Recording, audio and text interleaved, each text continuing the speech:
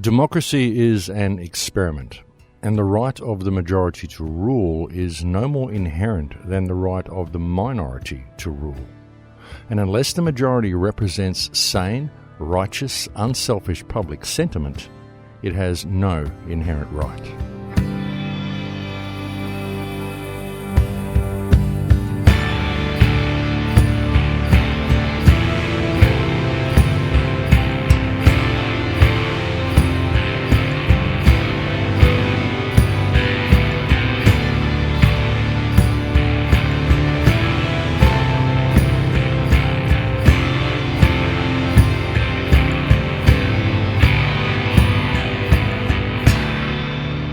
And this week's opening quote comes from William Allen White. Welcome to Surviving the Matrix. Ladies and gentlemen, my name is Maxwell Igan. It's a pleasure to be with you once again, and I'll be your host for the next hour. The right to rule. It's an interesting concept, really, isn't it? When you think about it, who has the right to rule, and why do they have the right to rule? Do you believe someone has the right to rule over you?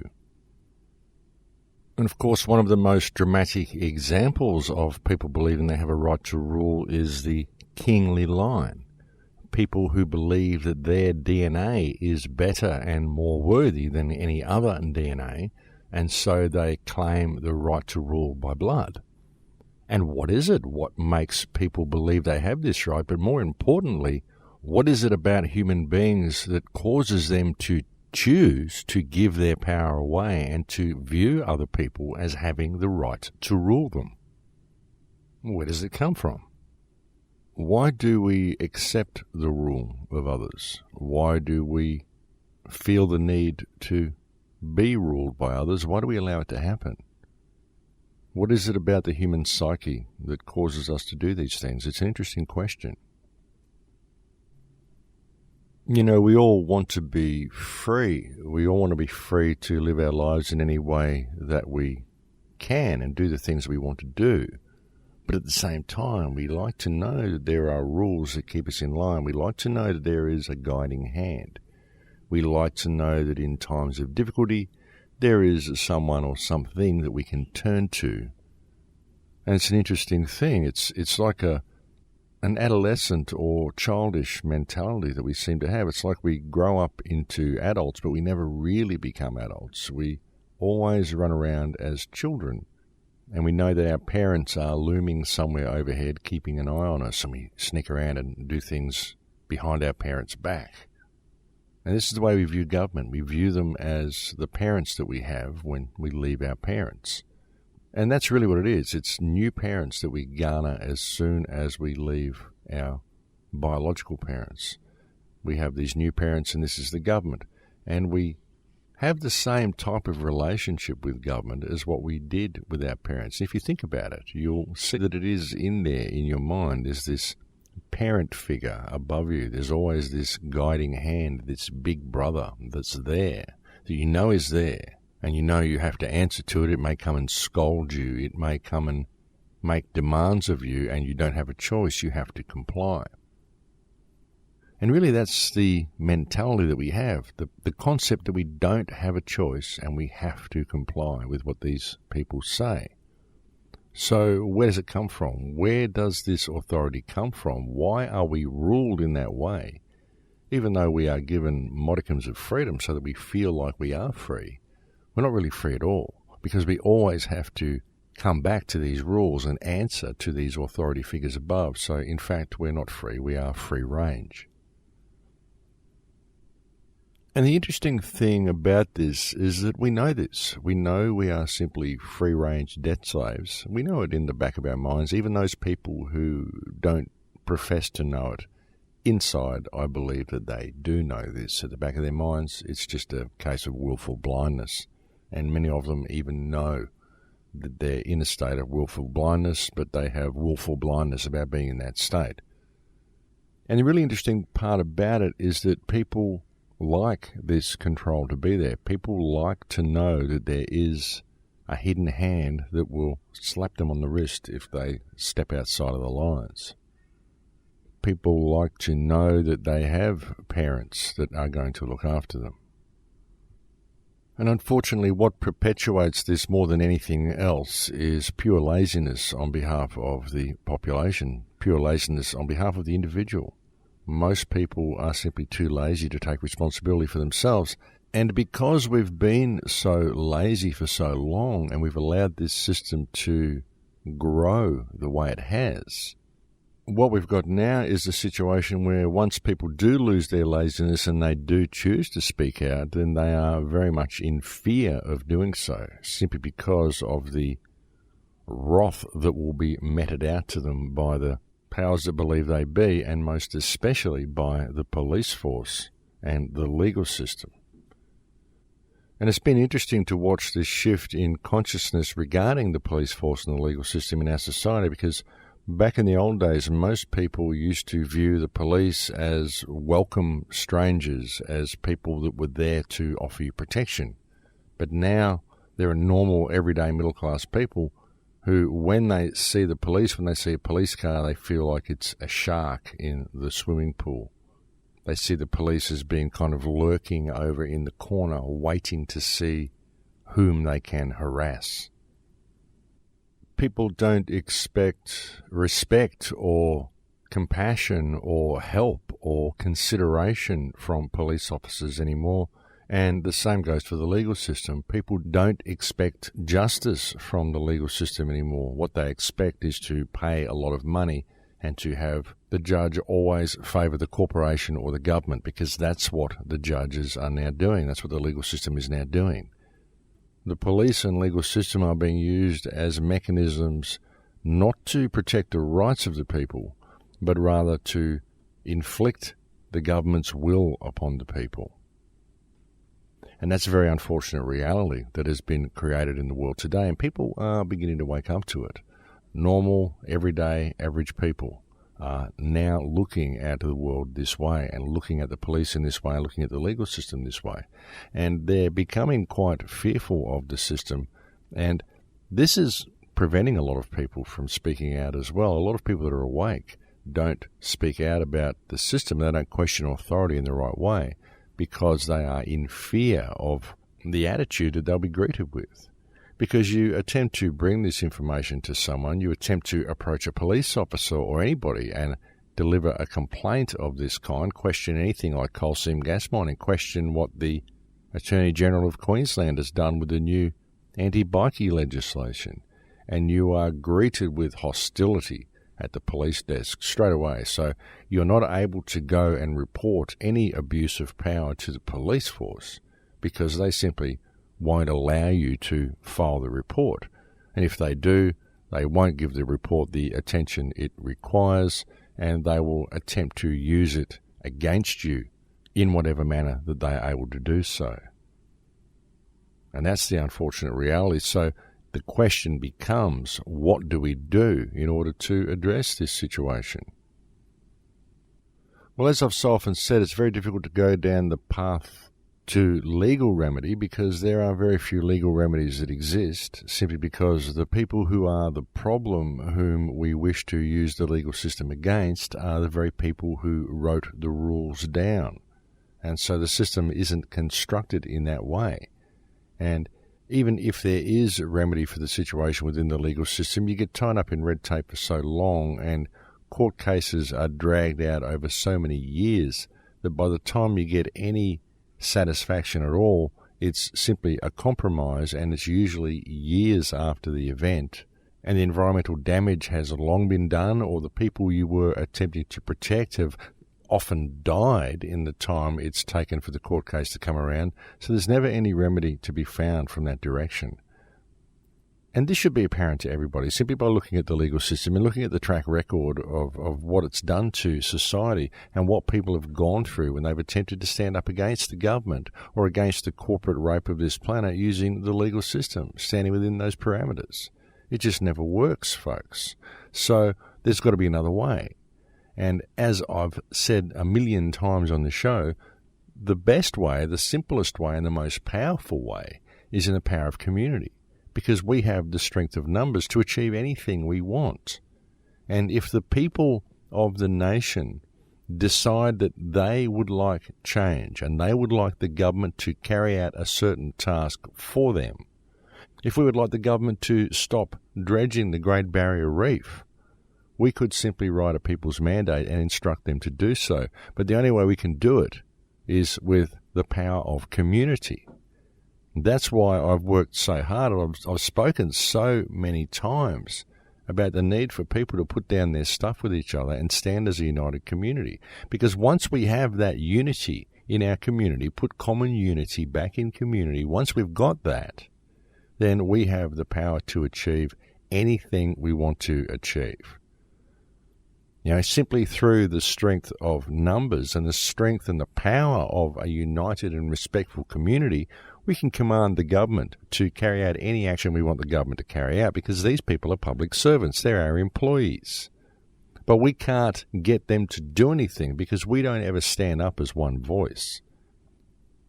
It's like the action I've been attempting to carry out against Jared Blay. As many people have seen the action, many people have seen the video, many people have given me positive comments, but I don't see anybody in the state standing up with me. I don't see anybody wanting to get behind this as a state movement to carry out this action, to hold Jared Blay in breach of trust and to have the Queensland government dismissed for breach of trust and abuse of power. Because I can't stand up for the state of Queensland. I can stand up and speak for the state of Queensland if the majority of the state of Queensland chooses to stand up with me. But that's the only way I can do it, because I can't call breach of trust on the government and take this type of action against the government from a perspective of trust without the support of the community, because the only other way I can do it would be something as ineffective as attempting to press charges against him in a system-run court and stand up against him as one individual. And as one individual, I can't speak for the state, nor would I wish to speak for the state. I have no authority over the state. I have no authority over Jared Blay, because Jared Blay is sui generis, and all the people of the state are sui generis, just as I am sui generis. Nobody has any authority over anybody else. And because I am sui generis and I respect that in myself and I respect it in others, I can't speak for the people of the state. All I can do is encourage the people of the state to look at things realistically and to stand up and speak for themselves, or at least stand behind someone that they appoint to speak for them. I mean, sure, I'm going to be speaking to some people that have some legal knowledge and may be able to give me some further advice on how to pursue this matter. But again, I'm not able to do it if the people of Queensland don't want this done, because I can't speak for anybody else. I can only speak for myself as one sui generis living entity. But I can't speak for you. I can't speak for anybody. All I can do is point out the fact that we're in a very dangerous situation and it's created a need for people to speak out, and I can lead by example in speaking out the way I did. But if other people don't do the same, then unfortunately there's very little that can be done other than pursue legal avenues, which will take far too long, will be far too ineffective, and are specifically designed to be that way. There is no remedy to be found in the legal system, and we should all know that to be true by now, simply by looking at the track record of the legal system and the amount of environmental damage that it is left in its wake. And not just environmental damage, but human damage, damage of all types and all descriptions. But the thing is, folks, that even if I pursue the matter against Jared Blay from a legal perspective, well, okay, I can do it, and I can probably draw some attention to the fact. But it'll just be this ongoing thing that gets tied up in red tape for years and years, and we could circumvent all of that if we had a community that respected itself enough and respected each other enough to simply stand as one united voice, because if we did that, we could address the matter in one day. But the thing is, with all the people that are speaking out about this situation that we're in, and with all the people that are bringing all of this negative information to you, and all the people that are pointing out all of the problems that we have, all the people that are in fear of the police state that's coming and pointing it out to you and showing you the mechanism that's being built. There are very few people that seem to be attempting to find solutions to this situation.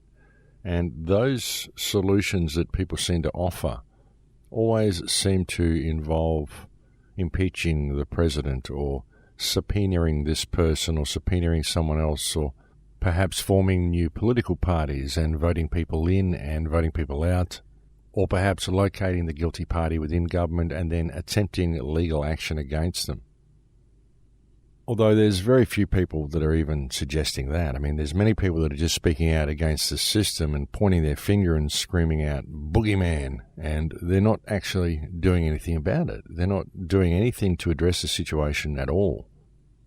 I mean, sure, they might be speaking out about it and waking people up to the fact that the system is here and that we do have a problem, and that's a good thing. But I believe that people need to be looking at things in a more practical manner as well, and many people aren't doing that. They're looking at the etheric system and they're pointing out that this etheric system is there. But then they're not transferring it into the physical, not properly anyway, and they're not offering any pathway to remedy at all. And of course, many people will believe that the pathway to remedy is a legal pathway. But people aren't even addressing that, and they're not even suggesting legal avenues. And as I've said, folks, I don't think there are any legal avenues. I just don't think they exist. I don't think the system is designed that way. I don't think it's designed to ever give us any legal remedy. I think it's been very meticulously constructed with that very purpose in mind, to protect itself and to never afford us any mechanism by which to free ourselves. I mean, really, the best thing you can hope to achieve by going down a legal pathway is public awareness. Hopefully, by going down a legal pathway, you will bring public attention to a certain issue. This is, of course, if you can get the media to cover the story, because if it is something that really does have some clout and may actually damage the government, you can bet your bottom dollar that the media will not report on the event at all. Because the modern media simply doesn't report the news anymore, and they never look at things objectively. The modern media, unfortunately, functions as the propaganda and public relations arm of the government. That is its sole purpose in the modern world. So don't expect any truth from those guys. But really, public attention is the best we can hope for from attempting to go down a legal pathway, which is a good thing in many ways, but don't expect too much of a legal result from it, because, as I said, the path to remedy simply does not exist within the legal system. It's been specifically designed that way.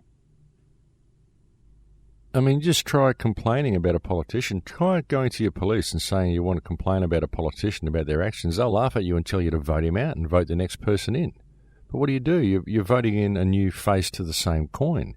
You're not addressing the corruption of the system itself, and that's the problem, that the system itself is inherently corrupt.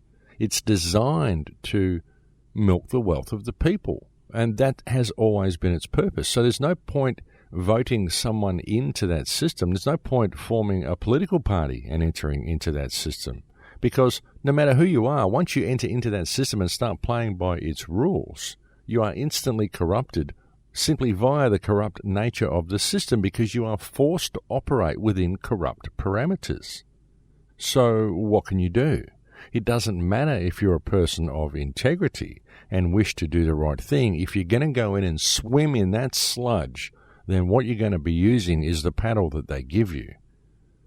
And that's it, because you make agreements. You become a politician, you make agreements, you sign agreements, you enter into that legal system, and you agree to abide by its rules. So you can't go in there and rock the boat, because the system will not allow you to, not from within its parameters. And that's why, in order to address that etheric system, the people have to understand that it's etheric, and they have to realize that the power to address it comes back to the people themselves. And that's been the message of this show right since its inception back in 2008.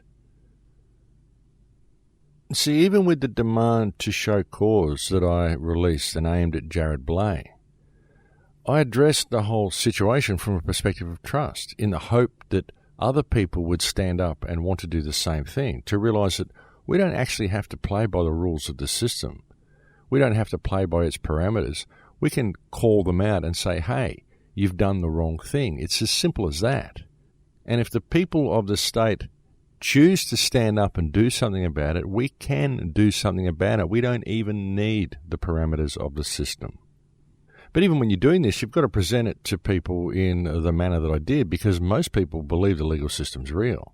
So you've got to present it to people in a way that they understand. But even having done that, the lack of response I got from the state, I mean, what can you hope to do to help these people if the people won't help themselves?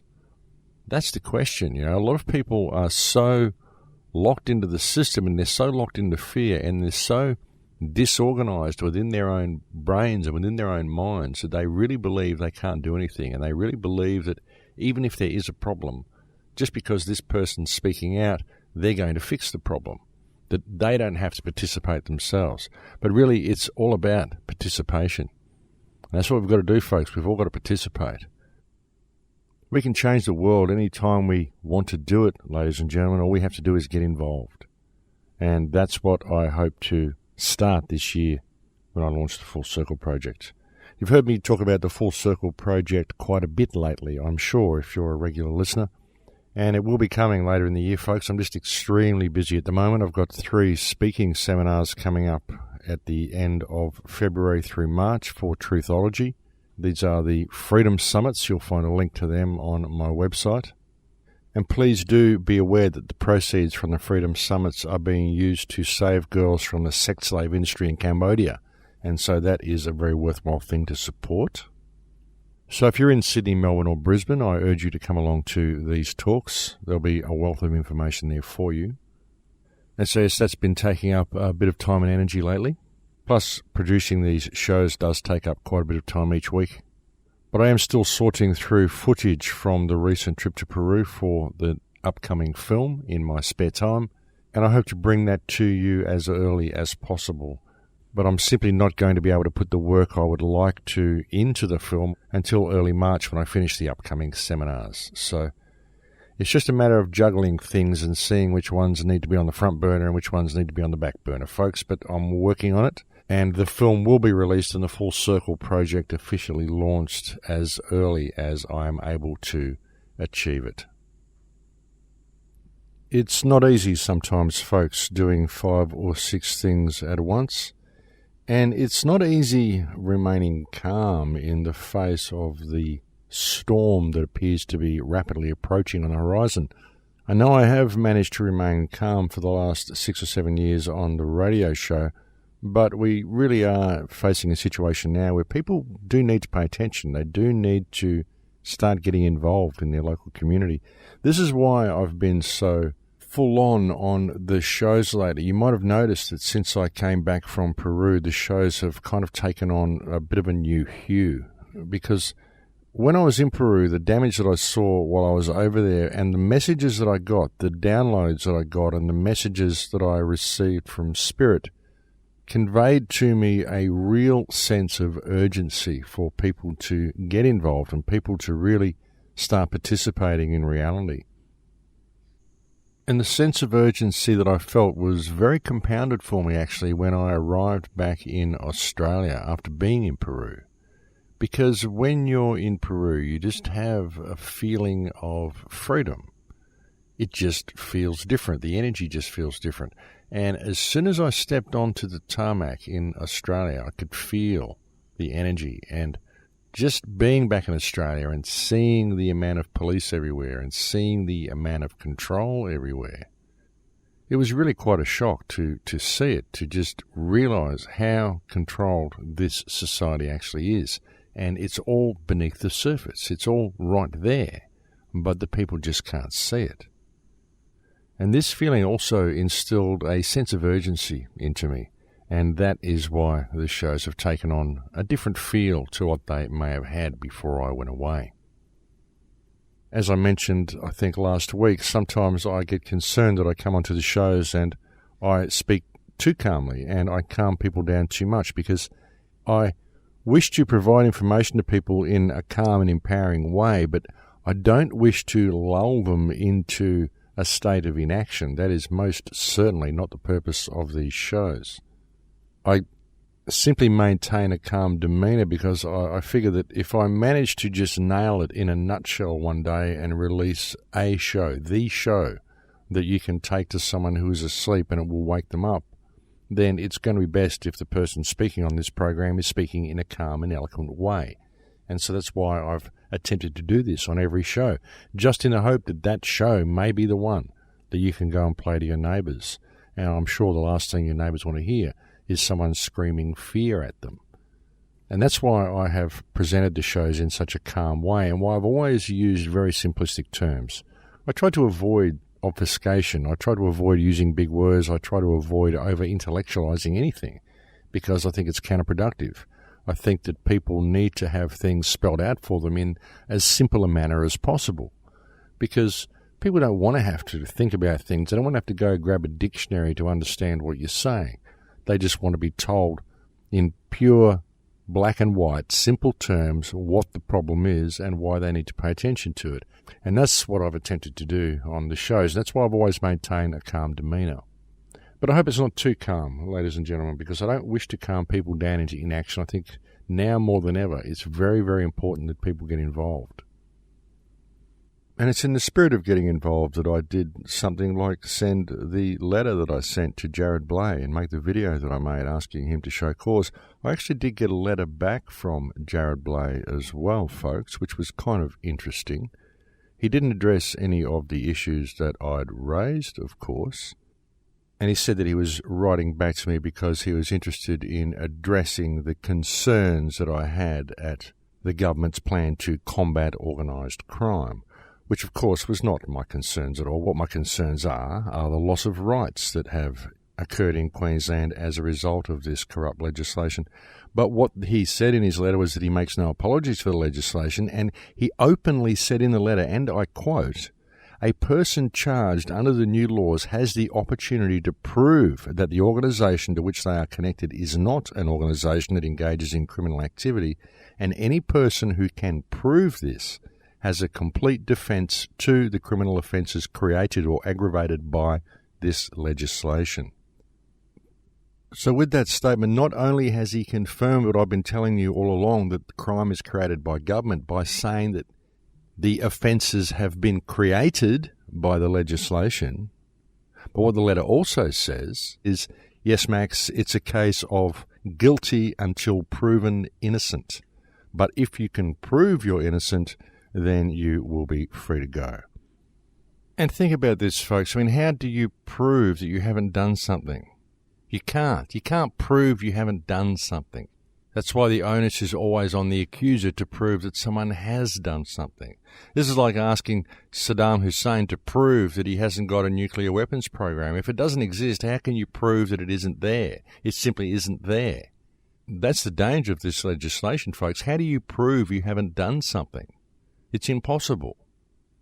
I mean, it's absolutely disgusting, folks, and this is the type of legislation that this sociopathic little cretin is imposing upon the people of Queensland. Guilty until proven innocent. If you are associated with any type of gang or organisation that has been convicted of any crime, whether you know that it's been convicted of a crime or not. Well, I would like to point out to the people of Queensland that 2 police officers in the town of Mackay have recently been charged with rape and deprivation of liberty. So I would now point out that these 2 people have committed a crime and they belong to a known organisation, i.e. the Queensland Police Force. 2 members of that police force have now been convicted of a crime, so therefore under this Vlad legislation enacted by Jared Blay, the Queensland Police is now a criminal organisation and should be disbanded, and any members of the Queensland Police that are caught wearing their gang uniform or in groups of 2 or over should be subject to immediate arrest. And once arrested, they need to prove that their organisation has not been engaged in criminal activity. And that's the fact of the matter, because if this law is across the board and applies to every member of this state, then it should also apply to the police and members of the government. So let's see if this matter is ever addressed. So yes, back to the concept of rulership. Who rules you? Why do you allow people to rule you? Who owns you? What is ownership?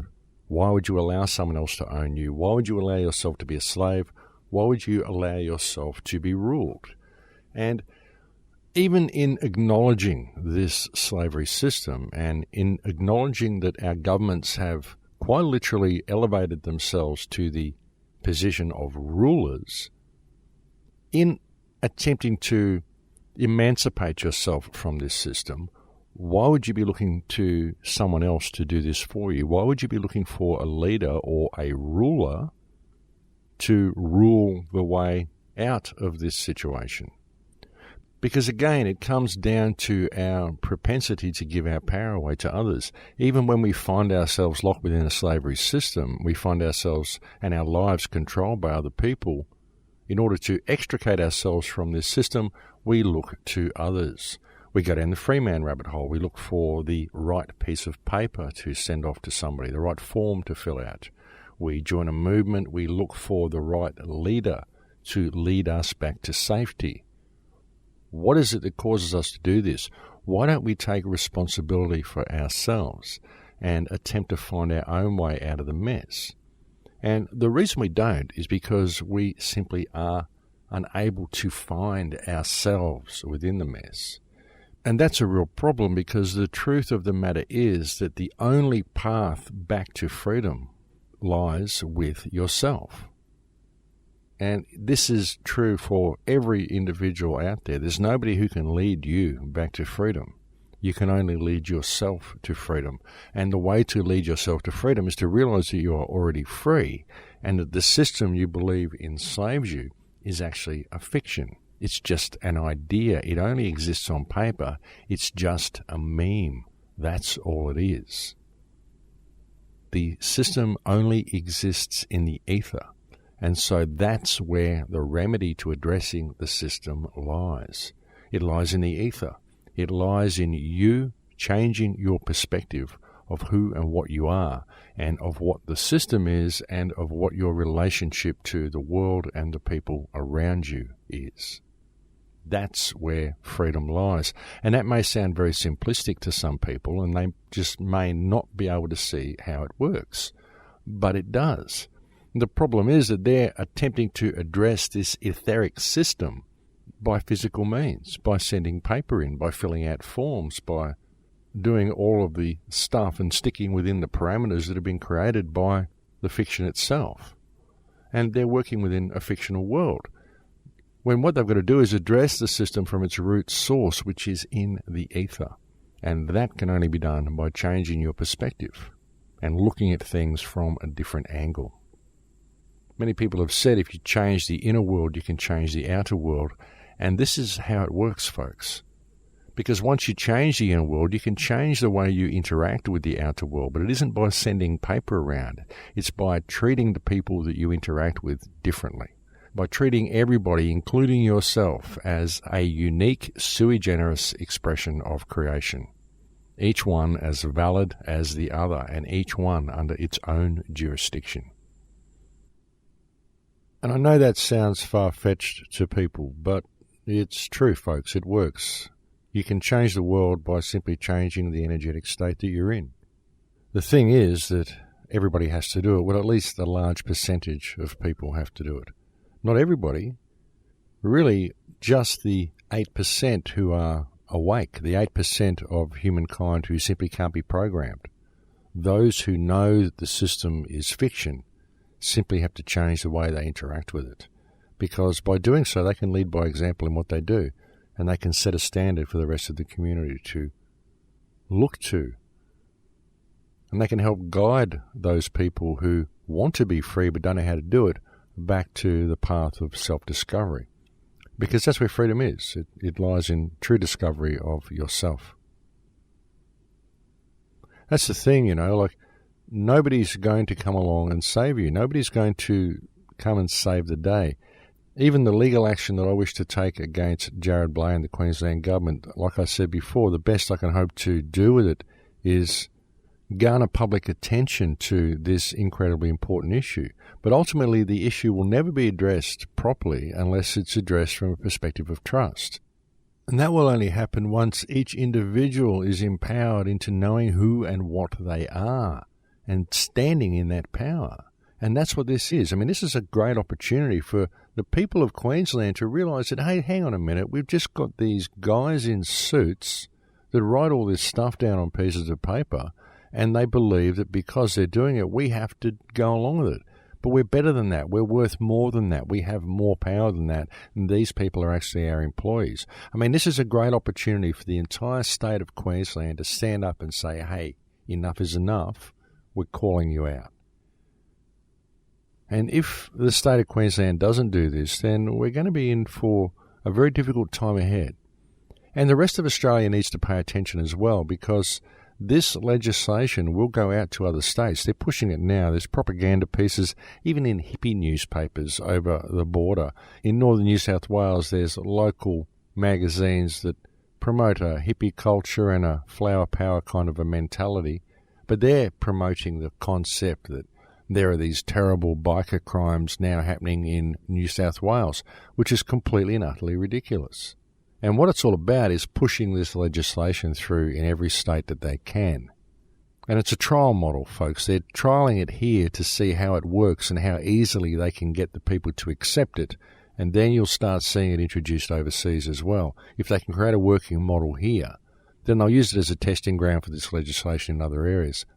And it's imperative that the people of Queensland pay attention to this, and it's imperative that the rest of Australia get involved as well. I mean, this really is crunch time, folks. We're at the tipping point right now, and people absolutely have to get involved.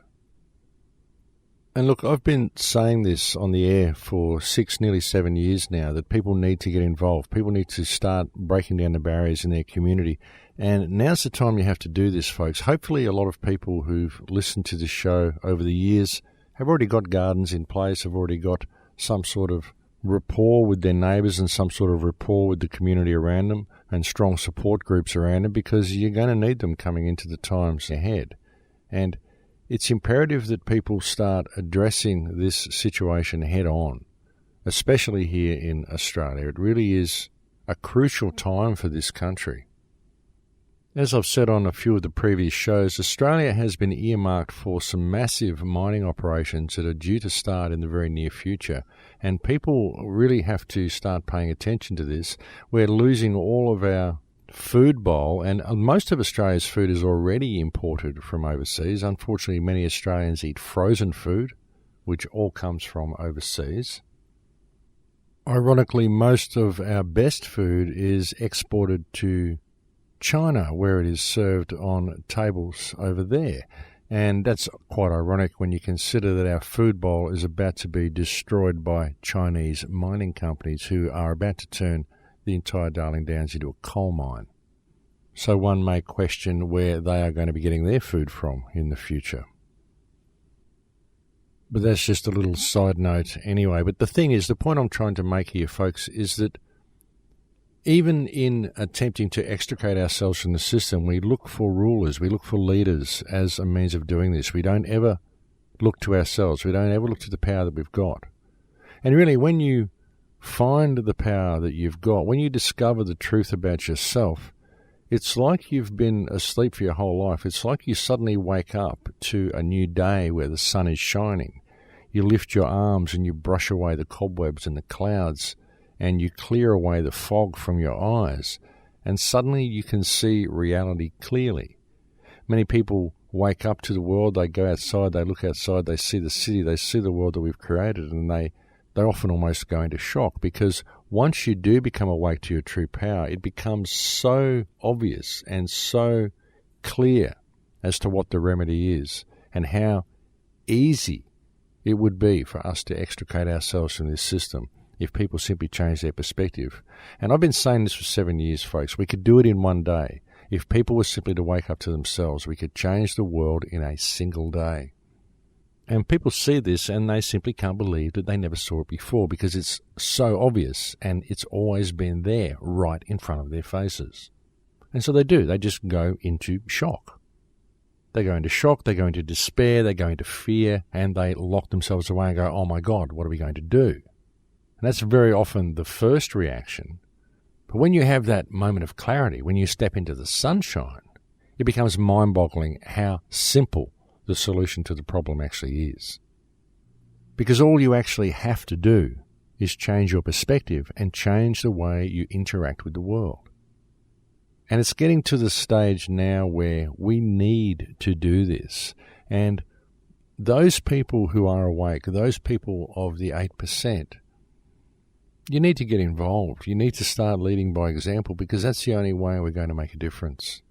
Even with what I've done with the action that I've taken against Jared Blay, it's created a stir in many circles. I've got an amazing lack of response from the state in general, but hey, that's to be expected. It's disappointing, but it's to be expected because the state is fluoridated and they don't understand, and they get their information from the newspapers and from the television, and so they don't think that it's a problem. They can't possibly imagine that their government may not have their best interests at heart. That's the way they've been trained to think, and that's the way they think. And so you can't blame them for it, you can't judge them for it. All you can do is lead by example in what you do and hopefully show them that there's a better way. But people are never going to discover what that way is unless you get involved and you start demonstrating it to them. And now's the time for you to do that, because, like I said, this is crunch time. We are right at the tipping point now, ladies and gentlemen, and if the people of the world don't pay attention and don't stand up and get involved, and if those people in the alternate research community out there who've been saying all of this stuff to people for so long and pointing out their way through the legal system and bringing these so-called messages of empowerment to people, if these people don't start standing up and leading by example in what they do and not just talking about it anymore, but actually going head on with this system, then they're just compounding the problem. Because if you're just presenting information to people, but you're not presenting the path to solution and leading by example yourself in implementing that solution, then really it's just words, isn't it? And we have had enough words, I think, ladies and gentlemen. We've had words and words and more words. We've had lecture after lecture. We've got so much information now that we know what the problem is. It's just that there's so many rabbit holes that you can go down before you can decide who you want to point your finger at. But really there's a higher harmonic, folks, because you shouldn't be pointing your finger at anyone except yourself, because it is in the failure of the individual to step into their own personal power that provides the mechanism by which the problem is perpetuated. And that's what needs to be addressed. So again, it comes down to the individual changing their perspective. And once they do that, and then they apply that perspective to the world in which they live, it's in that moment that the world changes. And like I said, if we all changed our perspective in this manner, we could change the world in a single day. And what is stopping us is our propensity to give our power away, our need to be ruled, our desire to be ruled, the safety blanket that it provides, the comfort of knowing that there's someone there to pick us up when we fall. It's okay if they create a few rules, we'll go by their rules as long as they're there to pick us up when we fall. And we have to snap out of this mindset, ladies and gentlemen, because it's this need for a nanny, this need for parents, which has created this reality that we are trapped in and is creating the far more totalitarian reality that we are on the verge of stepping into. This is indeed the tipping point, ladies and gentlemen, and now more than ever, people need to get involved. But they need to get involved in the right way, with the right attitude, from the right perspective, and deal with things realistically. Not from a perspective of fiction, not from a perspective of anger, simply from a perspective of respect, and from the perspective of knowing that each person that exists within this reality is a unique sui generis expression of creation, and each one needs to be treated as such. And folks, I've always kept the message positive on these shows right since the beginning, even when I've been speaking about stuff that is quite dark. I've always attempted to keep the message positive. Because I believe that no matter how dark it gets, we still have a way out of this. We really do. But we just have to be willing to get involved ourselves. And that's what this time is, ladies and gentlemen. Everything up to this point has been a rehearsal for this moment. Because here in 2014, we are indeed at the tipping point. And you can just see it all around the planet. Everything that I've been talking about here in Australia, there's similar things happening in other countries. Everybody that I speak to, it doesn't matter what country they come from, they're all in the same position. I was speaking to someone from Canada the other day, and she was telling me it's just as bad in Canada. She was saying the people of Canada have no real idea why Stephen Harper is still Prime Minister of Canada when the entire country appears to hate him and no one appears to have voted for him. And so it's rampant across the globe. And everything that we've learned, all the conspiracy rabbit holes that we've been down, all of the empowerment and self-help videos that people have watched, all of these self-help books that they've read, all of the lectures that they've attended, all of the light worker activity that people have been involved in, it's all been a rehearsal that's been leading to this very moment. Because now the moment has come when the people of Earth need to stand up and stand in their power. It's really coming down to the wire, folks. And those people who are standing up and those people who have been speaking out need the rest of the world to stand with them.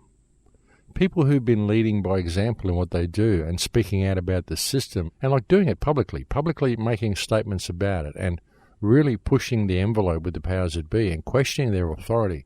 These people need you to be standing with them. They need to know that the community is there behind them. And the entire community really does need to begin doing this. The entire community needs to begin questioning authority. It's got to be done this year, ladies and gentlemen. You can't keep taking backward steps to these people and allowing them to walk over you. You've got to stand your ground sometime, and that time is now.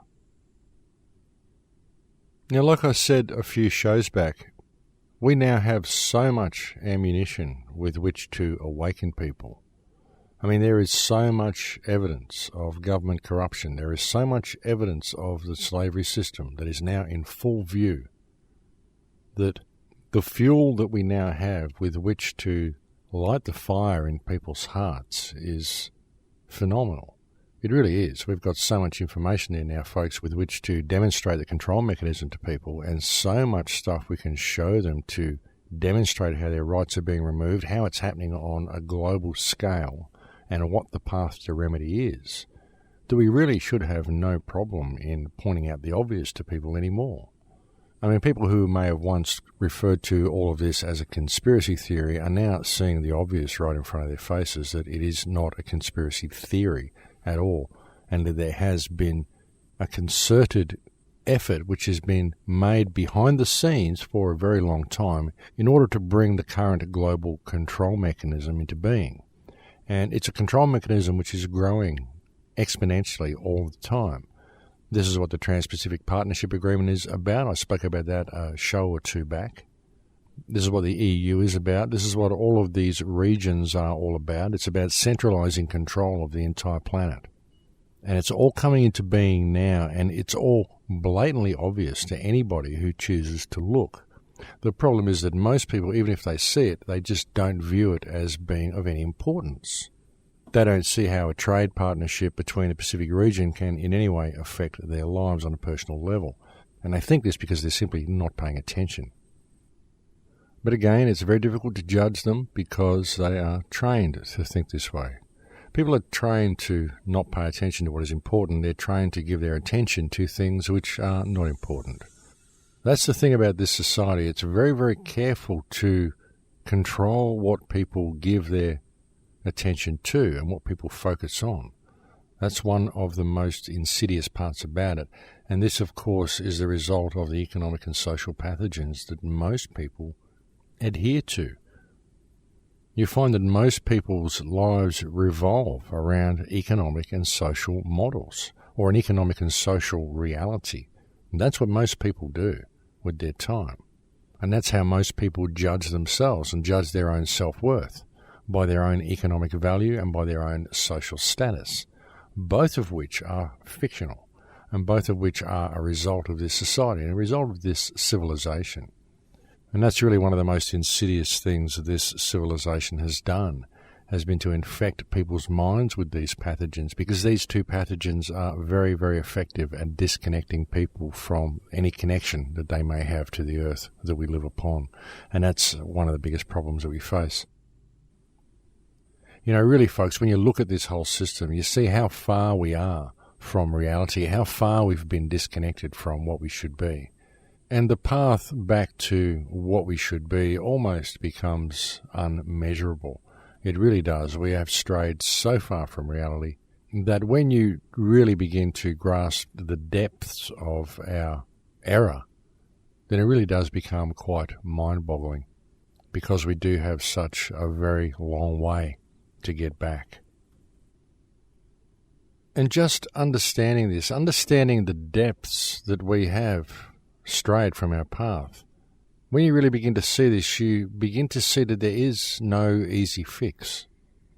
And that's what has been wrong with a lot of the alternate research movement. That's what's been wrong with a lot of the free man movement, is that people have been looking for an easy fix. People have been looking for a piece of paper which is going to free them, when really the steps that have been taken to build the prison around us have taken hundreds and hundreds of years, if not thousands of years. What we've got here is the result of a collective mindset which has been grown over centuries. So we've got a lot of deprogramming to do, because even a lot of the stuff that's in the collective mindset, it's all in our DNA as well. It's all in the collective memory of the water that's in your body, because water has memory. The whole concept of subservience is ingrained into people's memory, because we've had centuries upon centuries of subservience, centuries of war, centuries of rulership, centuries of people imposing their will upon other people. And we've had years of acceptance of this authority. So we've got a lot of deprogramming to do, a lot of decoding to do. So there is no easy fix, and there is no piece of paper, there is nothing that exists within the fiction that you are ever going to be able to use to free yourself from the fiction. And the key word there is fiction. Why would you be looking for remedy to fiction within fiction, when the very obvious remedy is knowing that it's fiction? And that's really the problem, isn't it? Is the fact that people don't see the fictional world that exists. They don't see the fictional world that has been pulled over their eyes to hide the real world from them. And that's what it is. And it's important that people do see the fiction, because the fiction is growing and reality is slipping into fiction very fast. It certainly is here in Australia. And if they are able to continue pushing the transhumanist agenda the way they have been, then it is only going to slip further into fiction the more we continue along this path. And we have an opportunity to change it all, folks. That's what this time in history is. But it requires your participation. I've done everything I can on these shows to attempt to help people see the reality of this situation. But again, all I can do is offer you my perspective. That's all I have to give you. That's all anybody has to give you. But I hope it helps, ladies and gentlemen. I really hope that it has helped empower people. I hope that when people see the control grid that exists, they don't move into fear. They don't stand as a rebel against the system. They realize that they have to walk the fine line between reality and the matrix in order to wake other people up. You can't just stand alone and decide to step outside of it, because if you do, your friends will view you as crazy, your parents and your peers will view you as crazy, and things just won't work that way. You've got to walk the fine line, half in the fiction and half in reality, in order to wake people up to the fiction, because there's no good trying to rise from the masses, folks. We've got to rise with the masses. And that's what this time in history is. It's a time that we can all do this, and a time that we can all lead by example in all that we do. But that is it for me, folks. I think we've reached the end of this show here. Thank you very much to all the kind letters and kind emails that you send me. Thank you to anybody who's ever made a contribution to thecrowhouse.com. I know it's very difficult to do at the moment. I'm only able to accept direct deposits or checks or Bitcoin donations because PayPal keeps shutting me out. They've been doing it for years. But all the details of how to contribute are there on the website should anyone wish to do so. And thank you to all those who do. because it is indeed the only thing that keeps this show on the air, and it is very much needed, and indeed it is the only thing that keeps me going. But that is it for me now, ladies and gentlemen. I'm completely out of time. I will look forward to speaking to you again next week. And I'll also look forward to speaking to all of those people who are coming to the Freedom Summits that are happening in Sydney, Melbourne and Brisbane through the end of February and the beginning of March. And you'll find the details to these events on my website, thecrowhouse.com, as well. But that is it for me, ladies and gentlemen. I'll look forward to speaking to you again next week. Please take good care until then. In Lakesh.